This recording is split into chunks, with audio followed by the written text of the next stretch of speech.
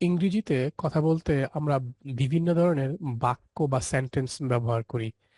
যদি এই ধরনগুলো সম্বন্ধে আমাদের পরিষ্কার ধারণা না থাকে, তাহলে ইংরেজি গ্রামারের বিভিন্ন অংশে আমাদেরকে বিভিন্ন সময় এই সমস্যায় পড়তে হয়। বোঝা যায় না অনেক সময় ঠিক মতো। এই সমস্যা সমাধানের জন্য অবশ্যই এই ইংরেজি সেন্টেন্স বা বাক্যের ধরনগুলো সম্বন্ধে পরিষ্কার ধারণা থাকতে হবে।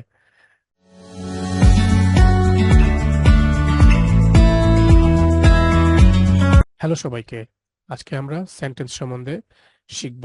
সেন্টেন্সের ধরন এবং প্রত্যেকটি সম্বন্ধে পরিষ্কার ধারণা পেতে উদাহরণ সহ আমরা বোঝার চেষ্টা করব। আমরা শুরুতেই যদি সেন্টেন্সের ডেফিনেশন সম্বন্ধে জানার চেষ্টা করি, তাহলে আমরা দেখব যে সেন্টেন্স হচ্ছে এমন একটি শব্দগুচ্ছ যেটা সম্পূর্ণ মনের ভাব অথবা ভাব প্রকাশ করে। শব্দগুচ্ছ কালেকশন অফ ওয়ার্ড, কতগুলো ওয়ার্ড মিলে একটা সেন্টেন্স হয়। সেটাই বলছে সম্পূর্ণ একটি একটি শব্দগুচ্ছ যেটা সম্পূর্ণ ভাব প্রকাশ করে।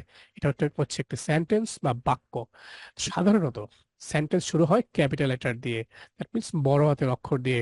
আমি যদি একটি সেন্টেন্স লেখার চেষ্টা করি, আই ইট রাইস, গতানুগতিক একটা উদাহরণ, সেক্ষেত্রে অবশ্যই আইটা বড় হাতের হয়েছে, তাই না? এই যে ক্যাপিটাল লেটার দিয়ে শুরু হয়েছে বা বড় হাতের অক্ষর দিয়ে শুরু হয়, এবং ফুল স্টপ দিয়ে শেষ হয়। ফুল স্টপে যে শেষ হয়েছে ফুল স্টপ দিয়ে, শুধুমাত্র ফুল স্টপ দিয়ে শেষ হবে তা না, আরো কিছু দিয়ে শেষ হতে পারে, আরো কিছু সাইন, যেমন ইন্টারোগেটিভ সাইন। ইন্টারোগেটিভ সাইন মানে হলো গিয়ে প্রশ্নবোধক বাক্য।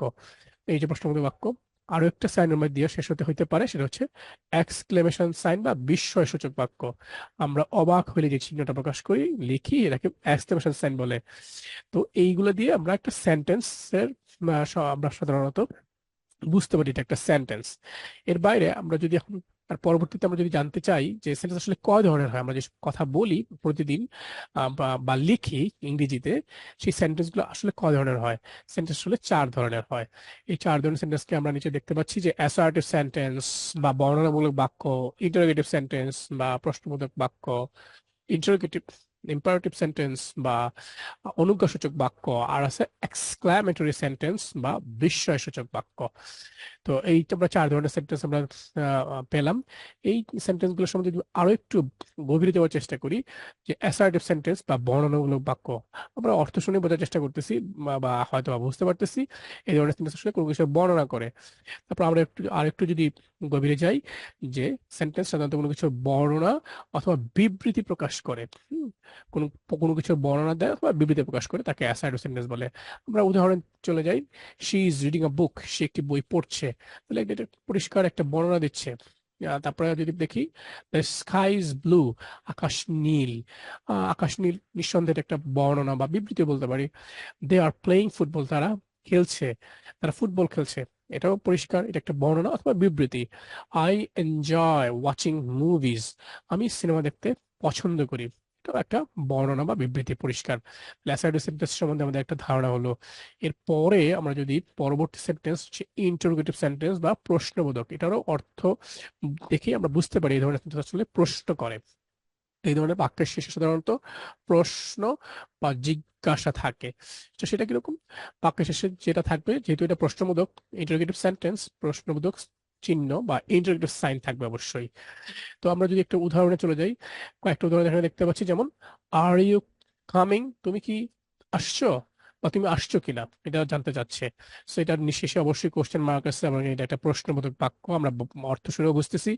দেন হোয়াট ইজ ইউর নেম, তোমার নাম কি, এটা একটা প্রশ্নবোধক বাক্য, আমরা সাইন দেখে বুঝতেছি, অর্থ দেখে শুনেও বুঝতেছি। ওয়্যার ডু ইউ লিভ, তুমি কোথায় থাকো বা বাস করো। তো আপনি সব শেষে, সেন্টেন্স শেষে প্রশ্নবোধক চিহ্ন দেখে বুঝতে পারতেছি, অর্থ দেখে বুঝতে পারতেছি যে একটা প্রশ্নবোধক বাক্য বা ইন্টারোগেটিভ সেন্টেন্স। আরো একটা উদাহরণ এখানে দেখতে পাচ্ছি আমরা, যে did you finish your homework, তুমি কি তোমার হোমওয়ার্ক বা বাড়ির কাজ শেষ করেছো। তো এটা একটা প্রশ্নবোধক চিহ্ন দিয়ে শেষ হয়েছে, অর্থটা হচ্ছে প্রশ্নবোধক। ওকে, আমরা 3 নম্বর সেন্টেন্সে যদি চলে যাই, আমরা ইন্টারোগেটিভ সেন্টেন্স পর্যন্ত দেখলাম। এবার ইম্পারেটিভ সেন্টেন্স বা অনুজ্ঞাসূচক বাক্য। অনুজ্ঞা একটা কঠিন বাংলা মনে হইতে পারে, আমরা এটি সহজ করে বলি যে ধরনের সেন্টেন্স দিয়ে আসলে আদেশ, উপদেশ ও নিষেধ বা অনুরোধ বোঝায়, এই ধরনের সেন্টেন্সকে অ্যাকচুয়ালি অনুজ্ঞাসূচক বাক্য বা ইম্পারেটিভ বলে। বাংলা আমাদের মনে রাখতে হবে এমন না, ইম্পারেটিভ মনে রাখলেই হবে। তারপরে আমরা জানলাম ইম্পারেটিভ গুলো আসলে কি। ইম্পারেটিভ সেন্টেন্সের আরেকটা বৈশিষ্ট্য হচ্ছে এই ধরনের বাক্যে ইউটা উজ্জ থাকে, বা বাংলায় আমরা গোপন থাকেও বলতে পারি, বা উজ্জ থাকে। আমরা যদি উদাহরণ দেখি তাহলে হবে ক্লোজ দ্য ডোর, দরজা বন্ধ করো। এখানে কিন্তু একটা ইউ লুকায় আছে বা উজ্জ আছে। কাকে বলছে? স্পিকার। স্পিকার তোমাকে বলছে ইউ ক্লোজ দ্য ডোর। অনেক সময় আমরা এরকম শুনি, সো এখানে ইউটা দেখা যাচ্ছে না। এরকম সাধারণত ইম্পারেটিভ সেন্টেন্সে সাধারণত ইউটা থাকে না, উজ্জ থাকে। প্লিজ পাস দ্য সল্ট, দয়া করে লবণটা দাও তো, বা দাও। তো এখানে ইউটা কিন্তু আছে, ইউ পাস দ্য সল্ট। তো এটা আমরা বলি না, ইম্পার্টেন্সে বলে না। তো সিট ডাউন, বসো, দয়া করে তুমি বসো। বাংলা যদি আমরা এরকম শুনে থাকি, এখানে ইউটা কোথায়? উজ্জ আছে বা গোপন আছে। ডোন্ট টাচ, এটা স্পর্শ করো না, এখানেও ইউটা উজ্জ আছে। তো আমরা ইম্পার্টেন্ট সেন্টেন্সের বা অনুজ্ঞাসূচক বাক্যের উদাহরণ দেখলাম। লাস্ট ওয়ান, এক্সক্লামেটরি সেন্টেন্স, যেটা বাংলা এক্সক্লেইম থেকে এক্সক্লামেটরি, রাইট? এক্সক্লেইম মানে আমরা হয়তো জানি বিস্ময়, এটা বাক্য সেন্টেন্সটার অর্থ তাই বিস্ময়সূচক বাক্য। তো যেসব বাক্যের শেষ সাহায্যে বিস্ময় বা বিস্ময় আবেগের প্রকাশ, বহিঃপ্রকাশ ঘটে, আবেগ বা বিস্ময় প্রকাশ ঘটে। যেহেতু এক্সক্লেইম থেকে এক্সক্লামেটরি সেন্টেন্স, শেষে অবশ্যই বিস্ময়বোধক চিহ্ন, এটাকে এক্সক্লেমেশন সাইন বলে, এটা থাকবে। তো এটা আমরা একটু বলতে পারি যে বিস্ময়সূচক বাক্যে বিবৃতিমূলক মত প্রকাশ করে, যেটা আমরা অ্যাসার্টিভ সেন্টেন্সে দেখতে পাই, ওখানেও বিবৃতি প্রকাশ করে। কিন্তু ওই বিবৃতির মধ্যেও বা বিবৃতির মাধ্যমেও জোরালো একটা আবেগ প্রকাশ হয়ে থাকে। যে পরের অংশটুকু যদি আমরা ঠিক মতো বুঝতে না পারি, কোনো সমস্যা নাই, আমরা স্টিল বিবৃতি সূচক বাক্য বা বিবৃতি প্রকাশ করে এরকম সেন্টেন্সকে আমরা এক্সক্লামেটরি বলবো, ওটুকু বুঝলেই হবে। আমরা উদাহরণ যদি দেখি, হোয়াট আ বিউটিফুল ডে, কি সুন্দর একটা দিন, বাংলায় বললে এরকম দাঁড়ায়। ইংরেজিতে তো এরকম যেটা বললাম, হোয়াট এ বিউটিফুল ডে। তো এখানে এক্সক্লামেশন সাইন দেখতে পাচ্ছি, এবং আমরা এখানে আবেগ প্রকাশ পাচ্ছি, কি সুন্দর দিন, হোয়াট এ বিউটিফুল ডে। নিশ্চয়ই ইংরেজি এবং বাংলা উচ্চারণ আমার শুনে বোঝার চেষ্টা করতেছেন যে এখানে এক ধরনের আবেগ প্রকাশ পাইছে। ও, দ্যাটস অ্যামেজিং। ও, এটা চমৎকার। বাংলা আর ইংরেজি যেভাবে বলি, এখানে নিশ্চিতভাবে সে বিস্মিত হয়েছে। খুব সুন্দর কিছু একটা দৃশ্য হয়তো সে দেখছে, তারপরে এই কথাটা আমরা বলতেছি ইংরেজিতে বা বাংলা।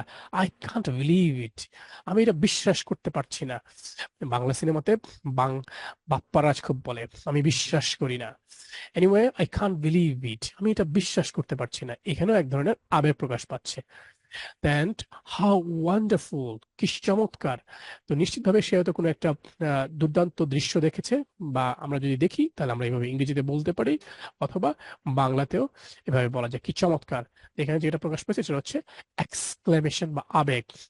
যাই হোক, আমরা এখন যদি কিছু হোমওয়ার্ক বা বাড়ির কাজ আমরা করার চেষ্টা করি, আপনারা নিজেরাও কমেন্টে এটার উত্তরগুলো জানাতে পারেন। আমরা এখন সবাই একসাথে করা ট্রাই করি, যে এগুলো কোন ধরনের বাক্য। আমরা এটা এখন ঠিক করব। আই লাভ আইসক্রিম, আমি আইসক্রিম খেতে পছন্দ করি। এটা নিঃসন্দেহে পিছন কোনো এক্সক্লামেশন চিহ্ন নাই, সবশেষে প্রশ্নবোধক চিহ্ন নাই। আম, তারপরে নিশ্চয়ই কোনো ধরনের আদেশ অনুরোধ করছে না, তাহলে এটা আমরা বুঝতে বুঝতে পারতেছি এটা হবে অ্যাসার্টিভ, তাই না? অ্যাসার্টিভ বা বিবৃতিমূলক বাক্য। দেন দেন ওয়্যার আর ইউ গোয়িং, তুমি কোথায় যাচ্ছ, সব শেষে আছে প্রশ্নবোধক চিহ্ন। তো আমরা অত বেশি চিন্তা না করি এটা ইন্টারোগেটিভ দিয়ে দিতে পারি। আর অর্থও তাই, তুমি কোথায় যাচ্ছ, প্রশ্ন বোঝাচ্ছে। দেন হচ্ছে প্লিজ পাস দ্য সল্ট, এখানে আমরা ইম্পারেটিভ পড়ছিলাম, যেখানে অনুজ্ঞা বোঝাচ্ছিল না, আদেশ, অনুরোধ, উপদেশ। তো এটা একটা অনুরোধ, যেখানে প্লিজ আছে দেখতে পাচ্ছি, তাহলে আমরা বলতে পারি এটা হচ্ছে ইম্পারেটিভ। তাহলে এটা একটা ইম্পারেটিভ সেন্টেন্স। তার লাস্ট ফোর্থ হচ্ছে ও, দ্যাটস অ্যামেজিং, ওহ কি চমৎকার, বা ওটা চমৎকার, অ্যামেজিং। তো এখানে আবেগ প্রকাশ পাইছে, তাহলে এক্সক্লেইম, দ্যাট মিনস এক্সক্লাম, বিস্ময় থেকে exclamatory sentence. The cat is sleeping on the sofa, পরবর্তী সেন্টেন্সটা হচ্ছে বিড়ালটা সোফায় ঘুমাচ্ছে। এটা জাস্ট বর্ণনা বা বিবৃতি প্রকাশ পাইছে, so it's assertive, right? Then can you help me with this তুমি কি এটা দিয়ে আমাকে সাহায্য করতে পারো? শেষে দেখা যাচ্ছে প্রশ্নবোধক সাইন এবং অর্থটা হচ্ছে কি এরকম, তুমি কি আমাকে সাহায্য করতে পারো, এটা একটা প্রশ্ন বোঝাচ্ছে। So it's an interrogative sentence. আশা করছি এই ভিডিওর মাধ্যমে আমরা সেন্টেন্স এর প্রকারভেদ এবং সেন্টেন্স সম্বন্ধে পরিষ্কার একটা ধারণা আমরা পেয়েছি। যদি কোনো এই সেন্টেন্স সম্বন্ধে যে কোনো ধরনের প্রশ্ন থাকলে কমেন্টে জানাতে পারেন। আর এই ভিডিওটি ভালো লাগে থাকলে এরকম আরো ভিডিও পেতে লাইক করুন, সাবস্ক্রাইব করুন এবং অবশ্যই কোনো কোশ্চেন থাকলে কমেন্টে জানাতে ভুলবেন না।